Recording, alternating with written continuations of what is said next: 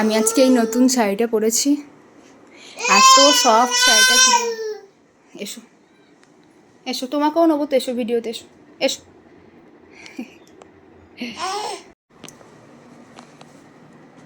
উফ, প্রচণ্ড গরম, মাগো পুরো ঘেমে চান করে গেছি। তাই না নানু? নানুকে আমি রেডি করে দিলাম, চুল আজরে দিলাম। নানু কী করেছে? চলো টাটা, এখন যাব মন্দিরে। টাটা।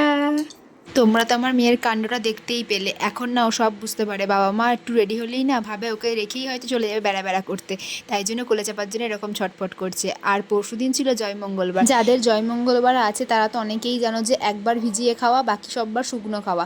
তাই জন্য দুপুরবেলা আমরা চিড়ে, কলা, আম এসব খেয়ে নিয়েছি। আর এত কিছু মিষ্টি জিনিস খাওয়ার পর আমার তো ঝাল ঝাল জিনিস লাগবেই, তাই আলু ভাজা আর ডালিয়া খেয়ে নিলাম। তো চলো আজকের মতো এতটাই, দেখা হচ্ছে আবার কালকে নতুন কোনো মিনি ব্লগে। সবাইকে টাটা।